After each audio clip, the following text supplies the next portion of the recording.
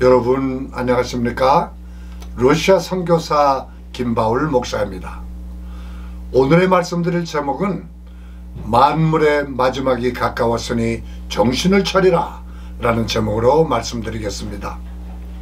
바로 어제 있었던 일인데, 내가 사랑하는 나의 제자 목사가 우한 코로나로 아주 젊은 나이에 천국에 갔다는 소식을 듣게 되었습니다. 그래서 사람은 누구나 언젠가 자기의 마지막을 맞이할 날이 갑자기 올 수 있다는 것을 준비하고 있어야 한다는 것을 절감하면서 오늘의 말씀을 드리게 되었습니다. 우리가 시간의 흐름을 막을 수 있다면 얼마나 좋겠습니까? 늙지도 않고 계속 젊음을 유지할 수 있다면 얼마나 좋겠습니까? 병들지도 않고 항상 건강을 유지할 수 있다면 또한 얼마나 좋을까요? 그리고 죽지도 않고 영원히 살아남을 수 있다면 얼마나 좋은 일입니까? 그러나 우린 시간의 흐름을 막을 수가 없고 인생의 노화를 막을 수 없음이 참으로 안타까운 일입니다. 더 늙지도 않고 이대로 더 머물러 있거나 오히려 더 젊어질 수 있다면 얼마나 좋을까요?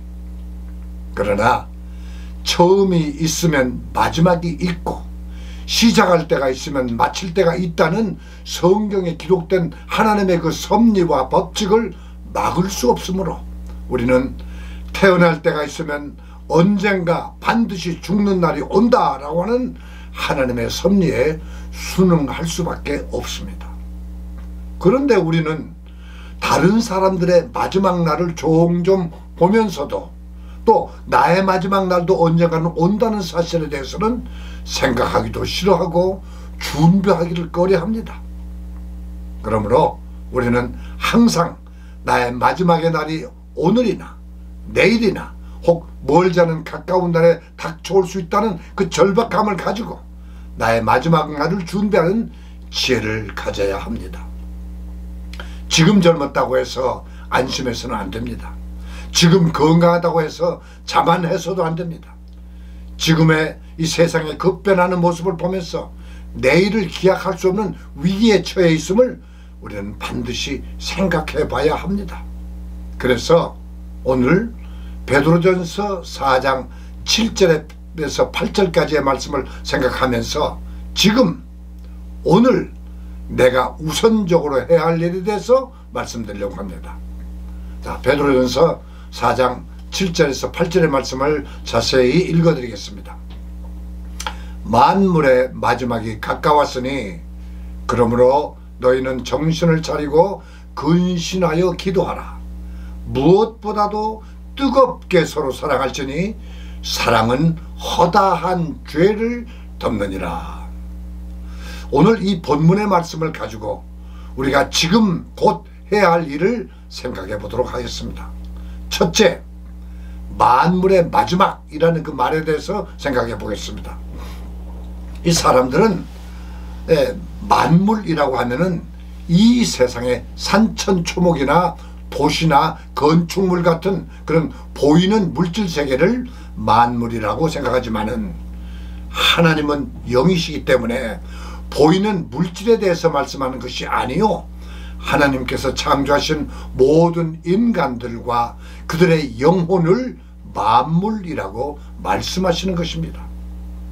에베소서 1장 22절에 보니까 만물을 그 발 아래 복종하게 하시고 그를 만물 위에 교회의 머리로 주셨느니라 라고 하는 이 말씀과 또 골로새서 1장 18절의 말씀, 그는 몸인 교회의 머리시라. 그가 근본이요 죽은 자들 가운데서 먼저 나신 자니 이는 친히 만물의 으뜸이 되려 하시며 라고 기록되어 있습니다. 여기서 말씀하시는 만물은 우리 사람들을 가르치는 말씀이시오, 또 만물의 으뜸이라고 하는 말씀도 사람들의 으뜸이라는 뜻이죠. 그러므로 만물이 마지막이 가까웠다라고 하는 말씀은 산천초목 이 세상의 마지막이 아닌 인간들의 각자 자기 생명의 마지막을 말하는 것입니다. 그러니까 나의 생명도 마지막이 가까웠음을 우리는 꼭 생각해 봐야 할 것입니다. 수억만 년 전에 있던 산천초목 만물은 앞으로도 영원히 존재한다 할지라도 나의 생명이 끝나게 되면 그 날에 세상의 모든 만물은 나와 아무 상관이 없어지는 것입니다. 그러므로 만물이 마지막이라고 하는 말씀은 나의 마지막을 말씀하신다는 것을 꼭 명심하시기 바랍니다. 두 번째로, 나의 마지막 날이 가까워오고 있는 이 시점에서 오늘 내가 할 일이 무엇인가를 말씀드리겠습니다. 오늘 본문 말씀에 강조하시는 말씀은 정신을 차리고 근신하여 기도하라 라고 하는 말씀입니다. 여기서 말씀하시는 정신을 차리고 근신하라 라고 하는 말씀이 대단히 중요한 말씀입니다. 예를 들어서 말씀드리면은 암병으로 죽어가고 있는 환자가 이미 의사로부터 사형 선고를 받고 이제 죽을 날만 기다리고 있다면 그 사람은 무엇을 먼저 구해야 합니까? 아직도 돈을 구하거나 이 세상에서 필요한 어떤 물건을 구한다면은 그 사람은 참 어리석은 사람이요 정신없는 사람입니다. 그러므로 무엇보다도 먼저 정신을 차리고 천국에 갈 준비를 해야 할 것입니다. 또 다른 예를 들어 말씀드리면은 대학 입학시험을 준비하는 학생은 먼저 무엇을 해야 됩니까? 당연히 시험 준비를 위해서 열심히 공부를 해야겠죠.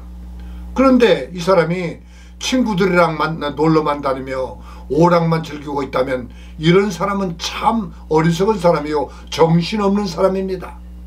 이 사람도 정신을 차리고 시험 준비를 해야 할 것입니다.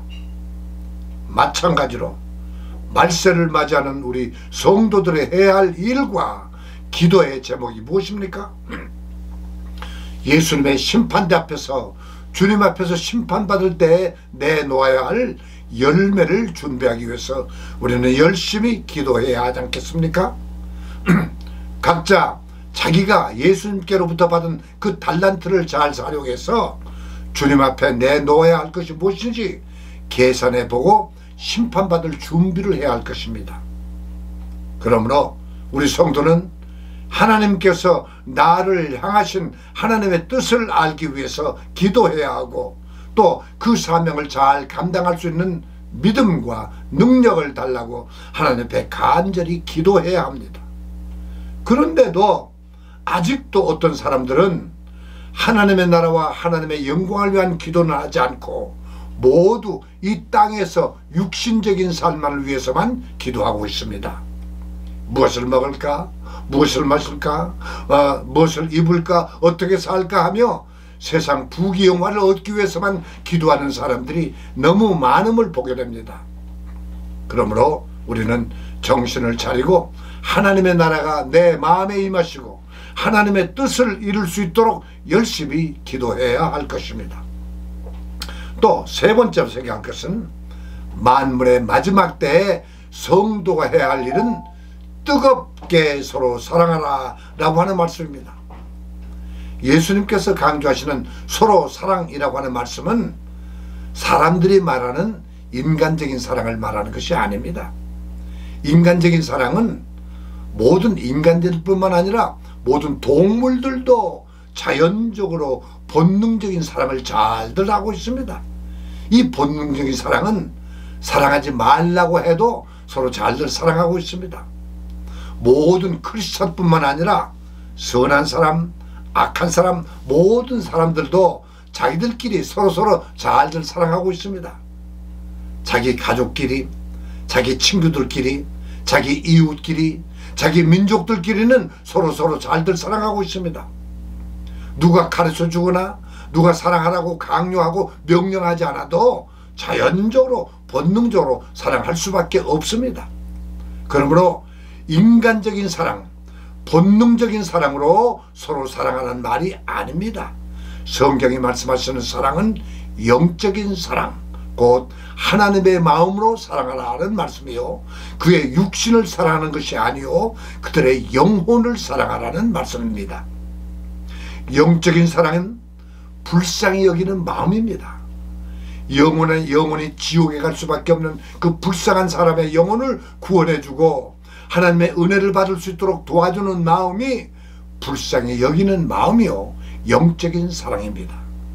우리가 잘 알고 있는 요한복음 3장 16절의 말씀도 보면은 하나님이 세상을 이처럼 사랑하사 독생자를 주셨으니 이는 저를 믿는 자마다 멸망치 않고 영생을 얻게 하려 하심이라. 여기에 기록된 세상을 이처럼 사랑하셨다라고 하는 말씀도 오늘 베드로전서 4장에 말씀하신 그런 만물이나 세상이라는 뜻과 같은 말씀이고, 또 사랑하셨다는 뜻도 불쌍히 여기셨다는 뜻입니다. 하나님은 이스라엘 민족이 하나님 앞에 범죄한 결과 저 애굽 나라, 오늘 그 이집트에 가서 400년 동안 종살이 하면서 많은 고통을 받고 있는 그 모습을 하나님께서 보시고 불쌍히 여기셔서 모세를 보내서 구원해 주지 않으셨습니까? 하나님께서 이스라엘 민족을 불쌍히 여기시고 사랑하셔서 가나안 땅으로 인도해 주셨지만은 이 어리석은 이스라엘 민족은 하나님의 율법을 온전히 깨닫지도 못하고 지키지도 못해서 결국 멸망받게 되었습니다.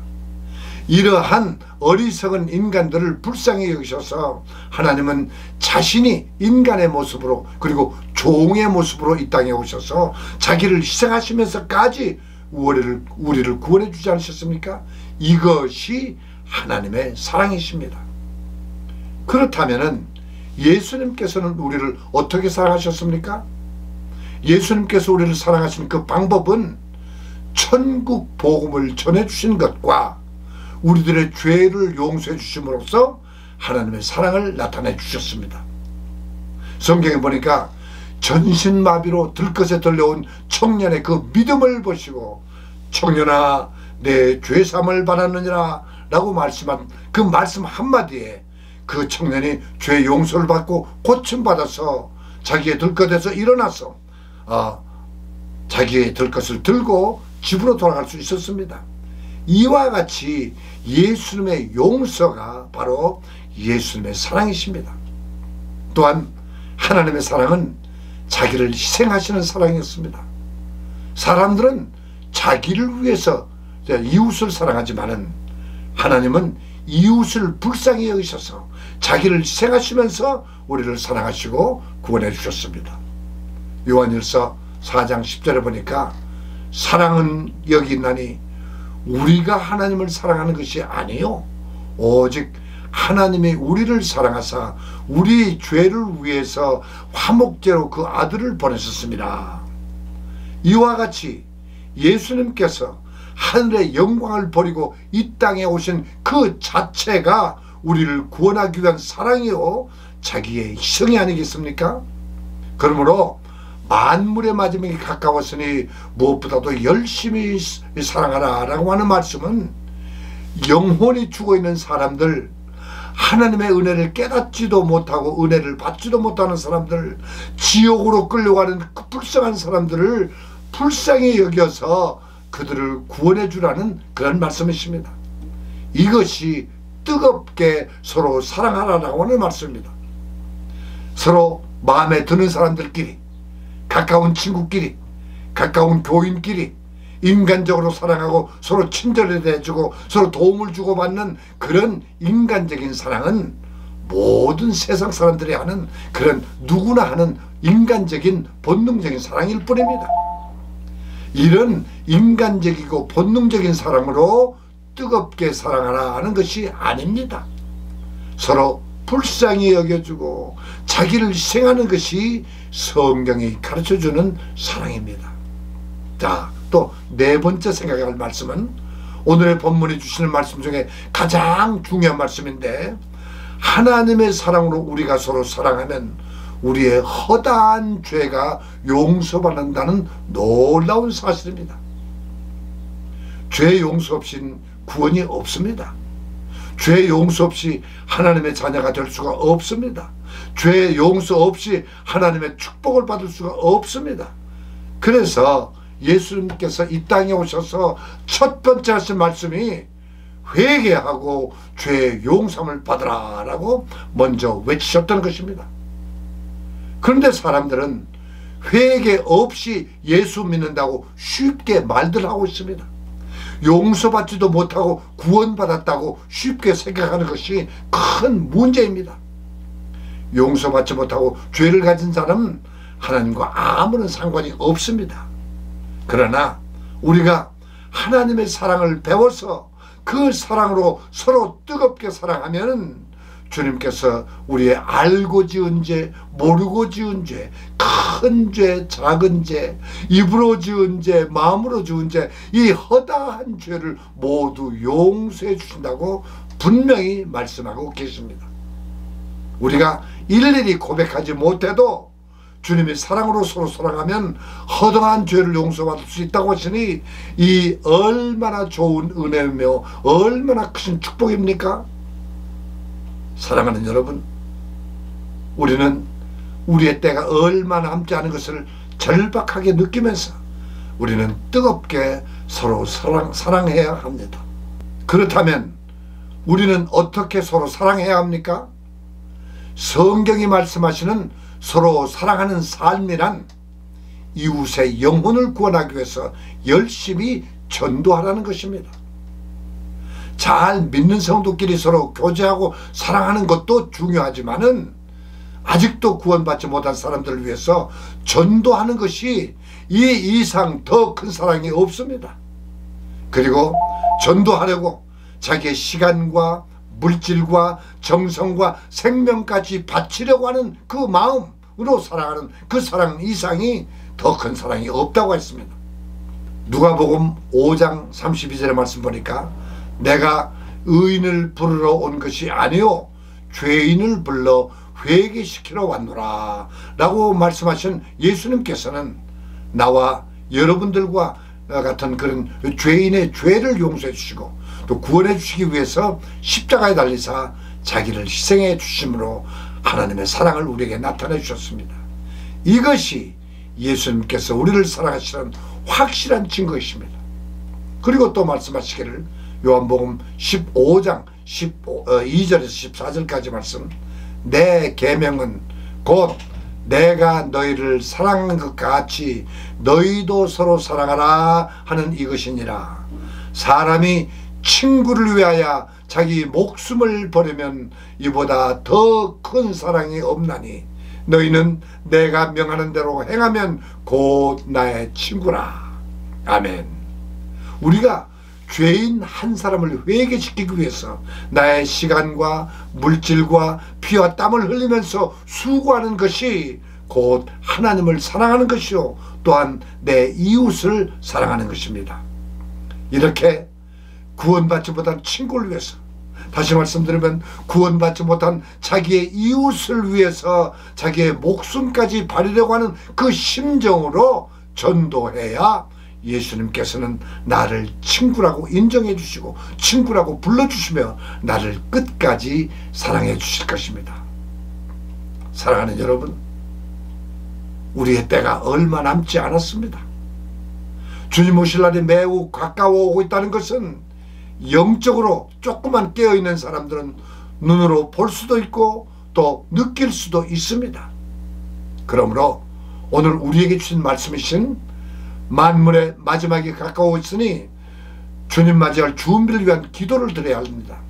그리고 아직도 구원받지 못한 불쌍한 영혼들을 사랑하는 마음으로 그들에게 복음을 들려주고 회개시켜서 그들을 천국으로 인도하는 일에 온 정성을 기울여야 할 것입니다. 그러면 하나님께서 우리의 허다한 죄를 용서해 주시고 우리가 당당하게 천국에 들어갈 수 있는 천국 열쇠를 주실 것입니다. 사랑하는 여러분, 코로나 팬데믹도 큰 문제이고 우리가 사업을 잘하는 것도 문제이고 또 우리의 건강을 챙긴 것도 아주 중요한 문제이지만은 먼저 우리의 영혼이 잘 되기 위해서 기도하고 주님 앞에 설 때 잘했다 칭찬받기 위해서 모든 열심을 다해서 전도로 이웃을 사랑하는 것이 가장 크다는 것을 깨닫고 열심히 전도하는 여러분 되시기를 간절히 기원합니다. 함께 기도드리겠습니다. 우리를 사랑하시는 하나님, 지금도 우리와 함께 계시면서 우리를 진리의 길, 영생의 길로 인도해 주심을 감사드립니다. 오늘도 말세를 당한 우리에게 가장 시급하고 귀중한 말씀을 들려주심을 또한 감사드립니다. 아무리 생각해 보아도 주님의 날이 매우 가까워 오고 있음을 우리는 느끼게 됩니다. 그러므로 우리는 정신을 차리고 하나님 나라가 나의 마음에 임하게 하옵시고 내가 천국의 열쇠를 가질 수 있도록 열심히 기도하는 믿음을 더하여 주시옵소서. 무엇보다도 믿지도 않고 구원받지 못한 우리의 이웃을 전도하기 위해서 나의 생명까지도 바칠 수 있는 주님의 사랑을 우리에게 허락하여 주시옵소서. 그래서 우리가 언젠가 주님 앞에서 이럴 때 모두 잘했다 칭찬받는 진실한 주님의 종들이 되도록 인도하여 주시옵소서. 예수님 이름으로 기도드립니다. 아멘.